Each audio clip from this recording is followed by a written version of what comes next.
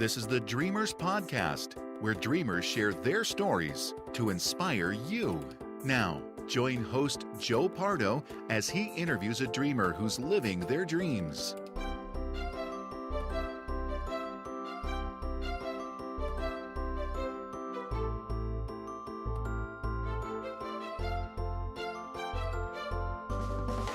Welcome to the Dreamers Podcast. I'm your host, Joe Pardo, and today I am interviewing Beatrice Feeney, who is living her dream through attention deficit Disney disorder, or so she would have you believe.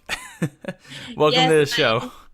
Thank you, Joe. Thanks for having me. My own made-up terminology. I hope it's appropriate. It seems that my talents are all Disney-related in some way, form, or fashion. Well, you know, on the show, we do love our Disney people, so there's nothing wrong with that. Oh, thanks. So let's get started by giving some background about yourself. Well, in 2003, I guess we'll go back that far, I was someone who weighed 200 pounds, was unhappy with myself, and basically came to the conclusion that the only person who could change me was me. So I needed to do whatever it took to get to whatever I wanted to be. And that's when I started to search out how I was going to do that. I got down to the weight range that I wanted to be. And then I decided that after all that hard work, I wanted a trophy. So I did a figure competition and came in third place. And after I got my trophy, I retired that night. It was a lot of hard work and it was wonderful. And it taught me a lot of great life lessons about discipline and fitness and exercise and how to live a healthier life. And that took me to a lot of other places, but that's where it all started. Then in 2006, I actually went through a period of time where my discipline and all the things I had learned a couple years earlier helped me out a lot, because I actually lost a job of 12 and a half years because I was laid off. The company deleted my position, and I actually got separated from a 10-year marriage and had to move out of a house of 8.5 years. And all of that job, house, and marriage happened within 3 months. So many people were wondering how I could remain so positive, and basically the only answer I had was it was just because I knew that there was something better out there that was going to happen. All of that was not going to happen to somebody without something good coming down the road. And I just couldn't wait for whatever good was going to start. So a few years later, I actually, since that time, I got married to the man of my dreams. I live in the place of my dreams, and I have the job of my dreams.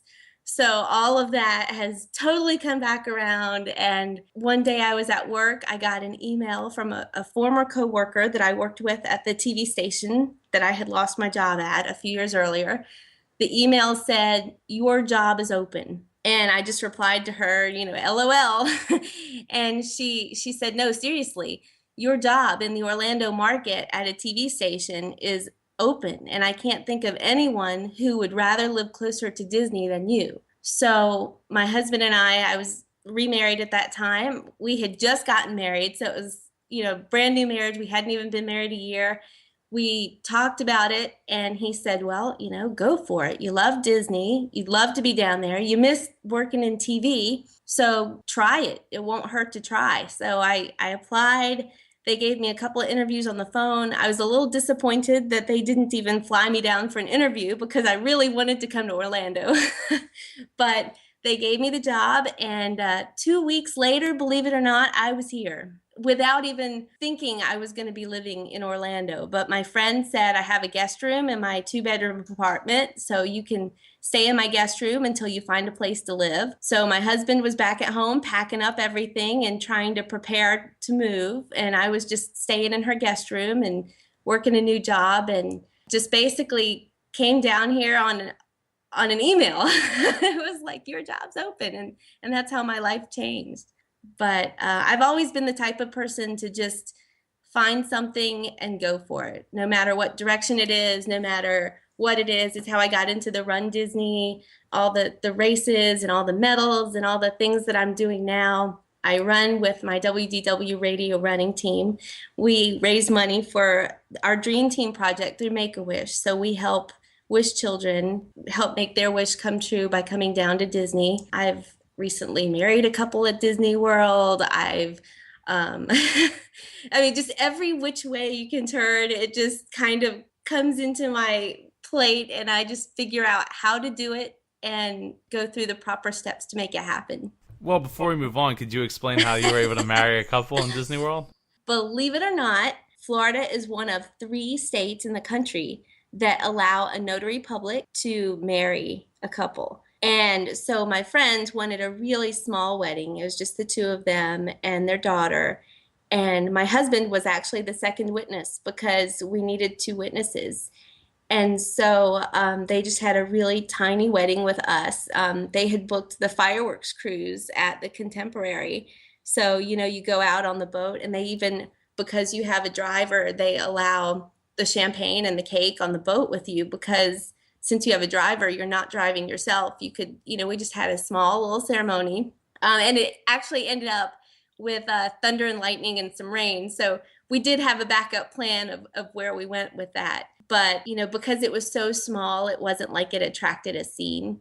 And it's not something that I do all the time. I don't advertise that sort of thing. But, but it's just one of those things that people say, can you do this? And I'm like, well, actually, yeah.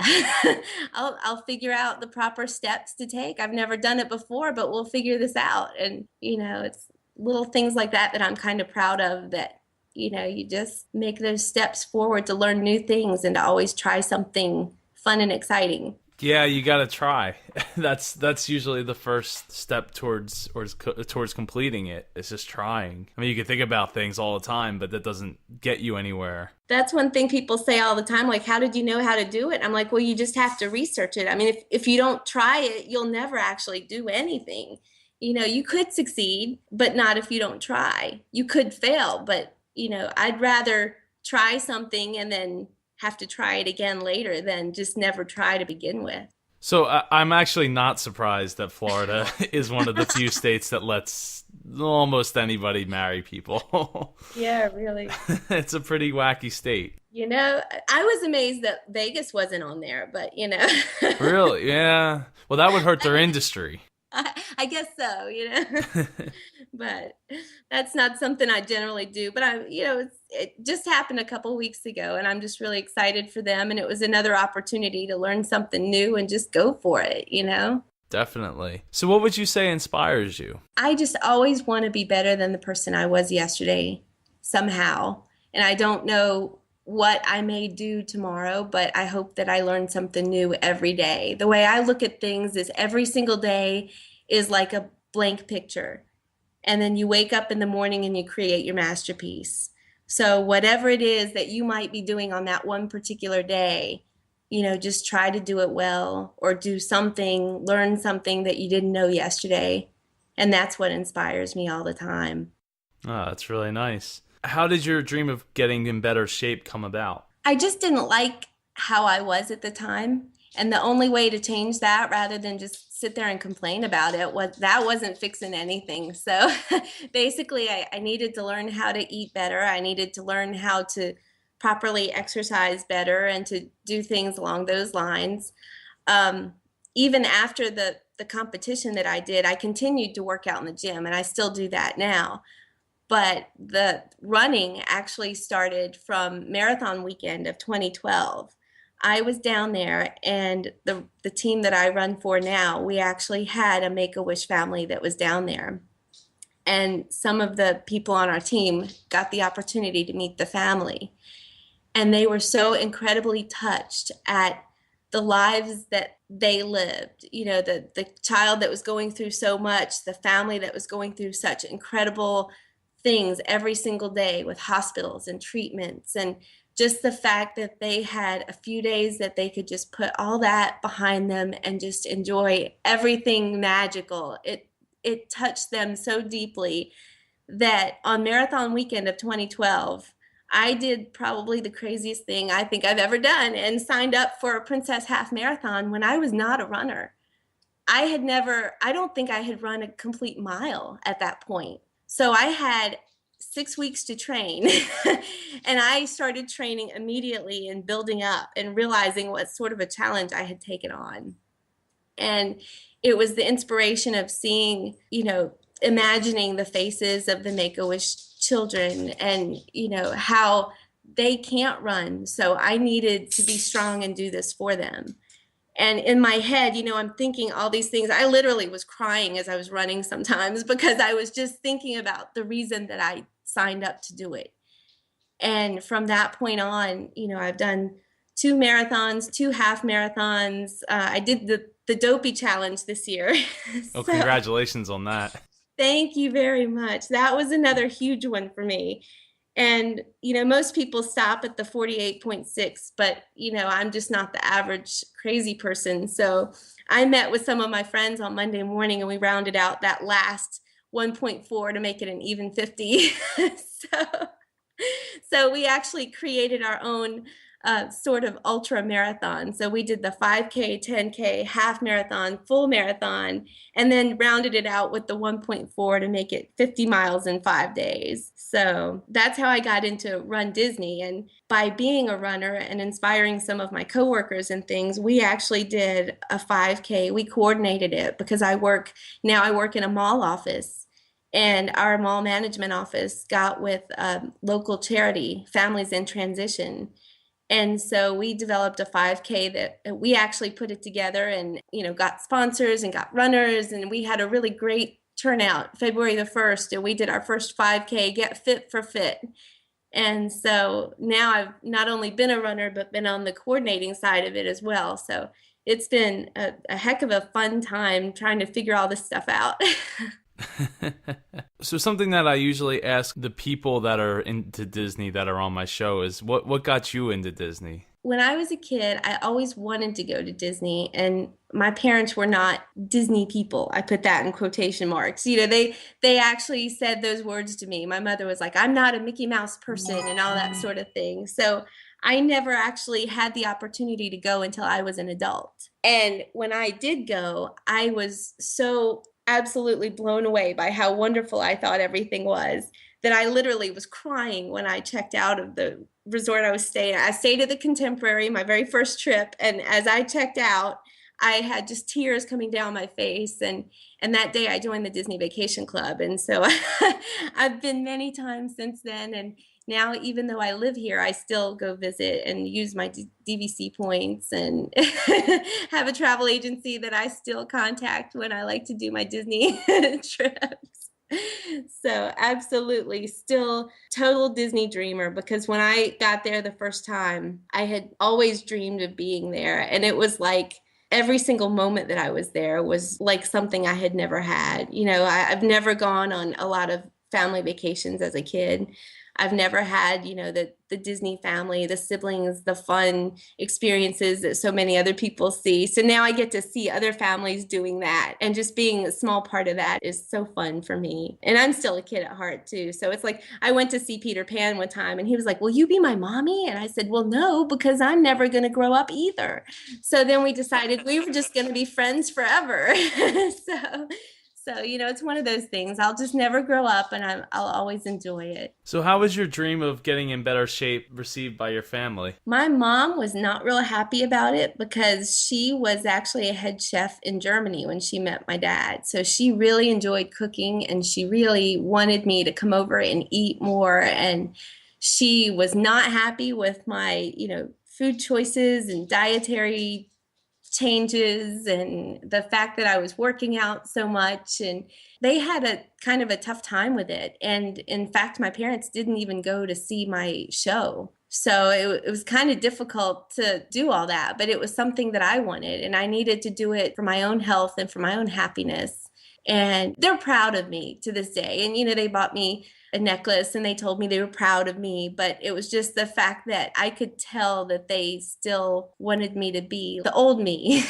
What about moving to Disney? How was that received? They are actually down here now. They never wanted to come down here, but now their health is not well, so I had to get them closer to me. So now my dad is thankful that he's down here. I will never forget the one time that I did get them to Disney World, and I do think that my dad kind of liked it. His favorite character is Goofy. So he's got a little fun side. He just, they try to hide it and be adult-like. But I think that, a small part of them is thankful that I've chased my dream. They supported me when I came down here, and they said that I couldn't live my life just by being where they were in North Carolina. And I did need to do what was in my heart to do. So that I think that they really kind of came around to support me, and I appreciate it. So what steps did you take to get started? Could you go into more depth about how you got started with getting in shape? And then also go into the steps that you took to move from North Carolina to Disney World. Well, for getting into shape, I knew that I needed some help in trying to figure out, what to eat, how to handle how much to eat in a day, what's the proper kinds of foods. I learned actually that it's probably 90% the foods you eat and 10% the exercise. I mean, yes, you do need to move and do things, but the whole discipline of how much the portions are and the types of foods that you eat and the things like that really did mean a lot more than I thought it did. So I learned a lot about nutrition. I had a trainer at the gym that really taught me a lot. And believe it or not, at that time, I kind of learned a lot with Weight Watchers and, counting the points and that sort of thing, just to kind of figure out how to make proper food choices until I knew more about it. So that was one way of doing it. And then the trainer at the gym they were very blunt about the way they worded things. And I appreciate that because I would do like an hour and a half of cardio and I would work my tail off. And they came over to me one day and said, I see you in here working so hard and you're not making physical changes. So, I feel like you want to put the work into it. You just don't know how. And they looked at me and they said, well, what do you want to look like? And they said, point someone in this gym that you would like to look like. So I'm sitting there on the bike, I'm like, well, I want to look like that. And they said, well, what is she doing? Is she over here, pedaling on the bike? Or, she was actually over lifting weights and toning. And so they said, well, then why aren't you over there doing that? From that point on, they started to teach me how to do the exercises properly to tone. And so between the dietary changes I was making and the toning and the new exercises that I was learning, that really helped me start to make the physical changes. And moving down here was just an amazingly fast process. I mean, 2 weeks after I even thought about it, I was packing up the car because I had the email that, my job was open and I did some interviews. And then they said that you have the job, but we really need you to start right away. I had a friend and coworker, and then my other person was a manager that worked at that station that actually hired me in North Carolina at the TV station I worked for. So between the two of them, one hired me, one had worked with me before also, and they were saying, I've got a guest room for you to stay in. All you have to do is just get down here. So I just loaded up the car. I was like Beverly Hillbillies. You could almost not see through, see the rear view mirror, but I was packing, gym clothes, work clothes, recreation clothes, because I knew I was going to be trying to get to Disney World on the weekends and, just so much going on. And, I hadn't even been married a year yet. And my husband was back at home packing up the townhouse and figuring out what was he going to do because he didn't have any job plans down here. I mean, this was just totally out of the blue. So we really had a lot of changes to make, but I thank him, but I totally got out of the whole packing and moving sequence. He had to do all that stuff. I was just down here enjoying life.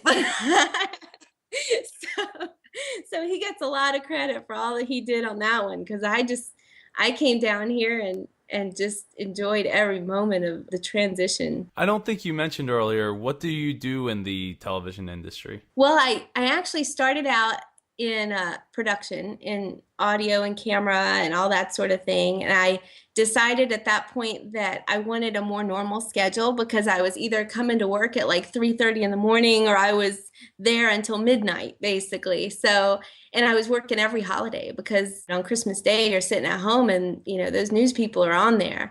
So because I wanted a more normal life, I got into the sales department and I worked as an administrative assistant in sales. So basically, my job at that point was to create the presentations that the salespeople would take out and sell commercials. So that I loved. When that position was eliminated, then I ended up in a mall management office, which is where I work again now. So after 15 years of working in television, the station in Orlando was a little bit different than I was used to in North Carolina. Basically what we call a triopoly. So it was kind of 3 stations in one. So there was 3 different stations of people selling commercials, 3 stations of program logs with all of the television programs on them, 3 stations of all the commercials, and you have to input all the commercials with, the appropriate dollar signs that people paid and exactly what show they put them in and, all the details to the TV world.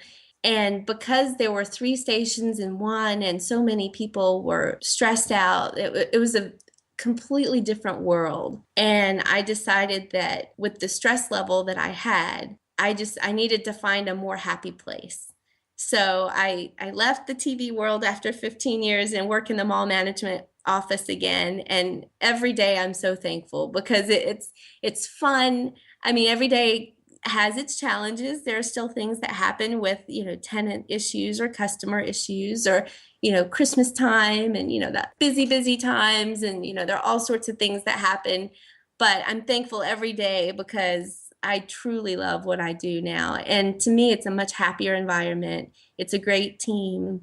And we really work together every day to just do the best we can do. And the fact that the stress level is so much lower, it really helps out. It's not like you've got 3 stations that every commercial has to be there and it's just a whole different level of all that has to go on, So there's still a lot of work, but it's just a much happier place to be. You definitely got to enjoy what you do since you got to do it for 40 years or so, give or take. Absolutely. Give or take a decade. And it's like a friend of mine says, if you love what you do, you never work a day in your life. So, I had to get myself into a place where I wasn't so worried and stressed out. So this is actually, I did love working in television, but, this is what I'm doing right now is like a dream come true. So what roadblocks did you hit first with getting in shape and then also with moving? There are always things coming at you, just the whole life in general. You've got stuff that happens, but every single thing that happens helps you down the road that you're supposed to go. And I truly believe that, sometimes we make our choices and, they might be the long road, but you're going to learn a lesson that you were actually meant to learn. And sometimes it'll make you tougher. Sometimes it'll make you stronger. Whatever the reason for you going down that road, I just really, truly believe that everything has a reason and that everything makes you better. So don't ever let anything come in your way. I mean, between job losses or, having to move, and times when you really didn't plan to have to move or, just different life things that are thrown at you. And it always makes you a better person and it helps you to figure out where you're meant to be, what you're meant to be doing, what makes you happy, how you get there. And if you're not there right now, if you don't like what's going on in your life, change it. And if you can't change it for whatever reason, change the way you look at it. Because if you can change the way you look at it and become a happier person, that will help you get through every day to get where you want to be. So my next question is how you overcame those things, but you kind of already hit that one out of the park. So thank you. So has there been any parts of your dream that haven't quite worked out? I don't think so, because the way I look at things is things are never over. So, if there was something that maybe hasn't worked out yet, I can't think of anything, but, if there was something, it's not over yet. You're still on the road to get there. So you just always got to, as long as you just keep making steps forward. And when those things get in your way to slow you down, always remember that the roadblocks are not setting you back to the beginning. They might take you back a step or two, but you're not going to start over. So as long as you don't get frustrated and stop, you're going to keep going in the right direction. Even if you have to go around that little block to get there, you can still, start from where you are and not the beginning anymore. You've already passed that point. So if you were stranded on a deserted island with your family, what 3 things would you want to have with you? Let's see. I would probably need the internet. I don't think I could do anything without that anymore. As long as I had my husband there with me, we could get through anything together. I'd probably have my little Disney dreams and, be trying to find a way to get a boat to get me to Disney World for vacation. But I'd be like flagging down the Disney cruise ships to get me back home. Honestly, most of my stuff is just, the motivation, the determination, so that no matter what is around us, we could get there. You never know what kind of situations you're in or where you are or what you're going through or what's going to come at you. But, as long as you've got what's going on inside your head, you've got the faith and the belief and the determination and the positive attitude to get through anything, then it doesn't matter what tools you have, they're going to work. So what do your dreams for the future look like? I would love to remain in this area. This is the place I've always dreamed of being, so I hope to stay here forever.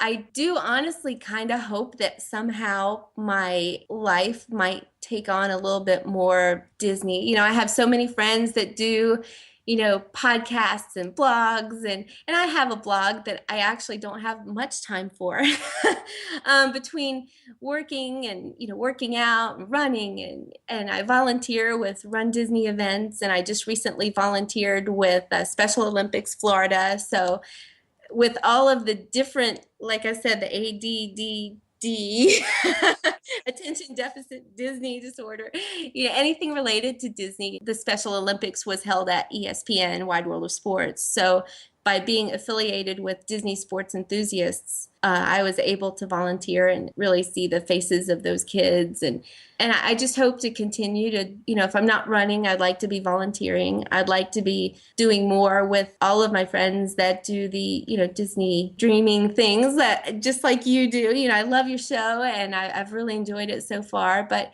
so many people have so many great things that they're doing. And I would love to somehow find a way to be more a part of all of the Disney fun that everybody's having. Well, thank you for the compliments. I really appreciate that. Oh, you're welcome. I've really enjoyed it. And, I just love to see all the things going on and all the positivity. And, you're helping a lot of people to get where they want to go. And that's another thing that I want to do as well. It's just like Disney says that, anything can happen as long as you have the courage to dream it. If you can dream it, you can do it. All of Walt's wonderful quotes that, we look at, we read every day, and we believe it ourselves so that we can do something great. And that's really what it's all about, is trying to help other people to actually think about, getting off the couch and figuring out how to do something themselves. Or, if they can't figure out how to do it themselves, they can listen or read about how somebody else did what they want to do. And, just by knowing that someone else did it might help someone to think maybe I can too. Yeah, I mean, that's definitely the mantra of the show, and definitely try really hard to motivate other people to do what it is that they love to do. So do you have any last thoughts to share with the audience? No, I think I've shared so much and gone in about every different direction that their head is probably spinning as much as mine is. But, I just enjoy everything. I'm one of those people that, if you watch the movie Up, you see Squirrel, the little dog is like, squirrel, and you focus on that until the next thing comes across, and then I'll focus on that. So, it's very much like that. And I put myself into something with everything that I can at the moment until the next thing comes along, and then I jump into that. And so I just hope to continue to do that, and I hope to somehow inspire some other people to do the same thing. Well, I hope so too. Would you like to plug any websites, Twitters, Facebook pages? I am on Facebook and Twitter as Beatrice Feeney. My blog that I would love to have more time for. I was doing one every month or so or a week or so for as often as I can, but my blog is at Disney Girl in Orlando. So I do enjoy showing some of the things that I have the opportunity to see and enjoy at Disney, or, I put a lot of pictures in my blog and different events that Disney has that, like the 24-hour day or Run Disney volunteering, or, different things like that, so if I get a chance to participate in something, I do enjoy writing about it and showing some pictures of how that all goes about. So those are my ways. Well, I'll make sure to have them in the show notes. Thank you for coming on the show, Beatrice. I really appreciate it. Your story is very inspiring, and I hope that it touches a lot of people. Oh, thank you so much. Thank you for having me. I really appreciate that. And I really enjoyed your show. So you keep up the good work too. And thank you so much. Thank you. I'd love to have you on again in like 6 months to a year, and we can talk again and follow up with how you've been and what you've been up to. Oh, that sounds great. We'll see what I get into between now and then. Well, take care. Oh, thank you. You too. Thank you for joining us for this episode of the Dreamers Podcast. Follow us on Twitter at Dreamers Podcast. Join us on Facebook at facebook.com/Dreamers Podcast. If you or someone you know would like to be a guest on the Dreamers Podcast, please send an email to j@jpar.co. This podcast is copyright 2014 by jpar.co.